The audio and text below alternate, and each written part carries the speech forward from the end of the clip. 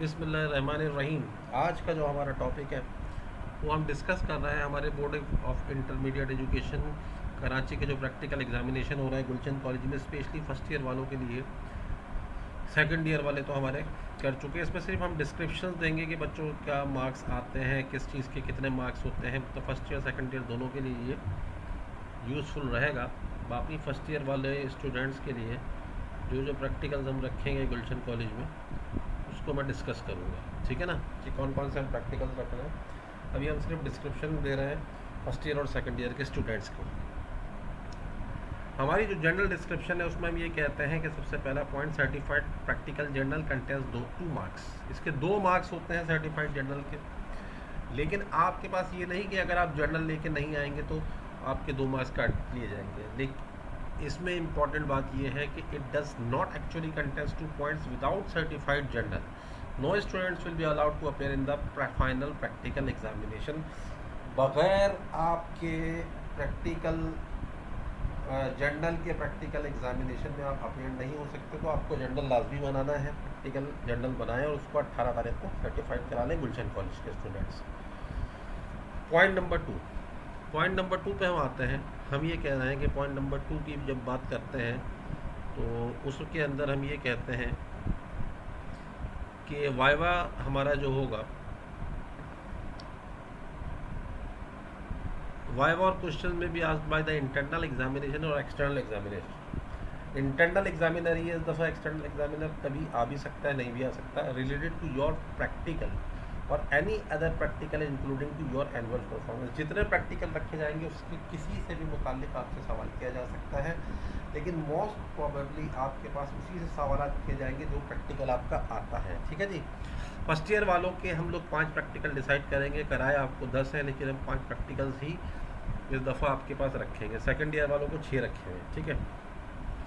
तो actual marks distribution of this section is given at the top of the each experiment. जब आप copy draw करेंगे ना, आप एक कॉपी उठाएंगे, उस कॉपी को जब उठाएंगे तो उसके ऊपर एक चिट लगी हुई होगी। उस चिट के ऊपर आपका लिखा हुआ होगा कि आपकी क्या क्या चीज़ के कितने कितने मार्क्स हैं, ठीक है जी। अच्छा, बहुत से स्टूडेंट देखा गया है कि लैब कोर्ट में आ जाते हैं, फिजिक्स लैब में ज़रूरी नहीं है। सिर्फ केमिस्ट्री, बॉटनी और जोलॉजी की लेबॉर्ट्रीज़ में आपको लैब कोट में जाना है। फिज़िक्स में आप खामखा लैब कोट पहन के आने की ज़रूरत नहीं है, गर्मी का सीज़न है, किसी किस्म के लैब कोट की ज़रूरत नहीं है। No student is allowed to enter in the laboratory without proper college uniform. College uniform में लाजमी आइएगा, ठीक है जी। आपका जिस दिन फाइनल प्रैक्टिकल एग्जामिनेशन हो उस दिन कॉलेज यूनिफॉर्म में लाजमी आए। सर्टिफाइड जर्नल अपने साथ लेके आएँ, ज्योमेट्री बॉक्स लेके आएँ जिसमें पेन हो, पेंसिल हो, स्केल हो, शॉर्पनर वगैरह सारी चीज़ें हों। आपको अगर डायग्राम बनानी हो तो डायग्राम बनाएं, ग्राफ बनाना हो तो पेंसिल स्केल आपके पास होना चाहिए। और उसके साथ एडमिट कार्ड भी लाजमी होना चाहिए, क्योंकि एडमिट कार्ड अगर नहीं होगा तो आपका रोल नंबर हमें नहीं पता होगा, ठीक है। याद रखिएगा, प्रॉपर यूनिफॉर्म में आना है आपने, कॉलेज यूनिफॉर्म में। सर्टिफाइड जर्नल लेके आना है, ज्योमेट्री बॉक्स लेके आना है, एडमिट कार्ड लेके आना है। इसके अलावा एक और चीज़, साइंटिफिक कैलकुलेटर भी लेके आना होगा।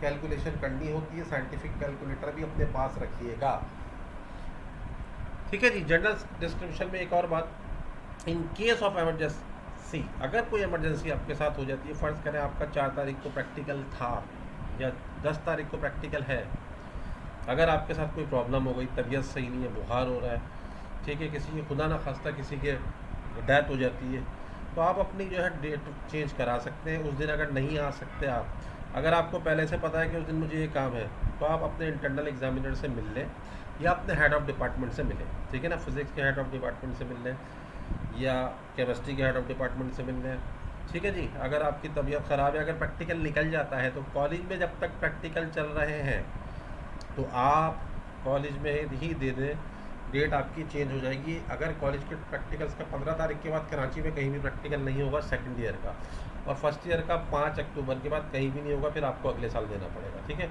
प्रैक्टिकल फेल होने का मतलब है पेपर फेल होगा। मोबाइल फ़ोन अलाउ नहीं है, मोबाइल फ़ोन आप घर पे रख के आएँ।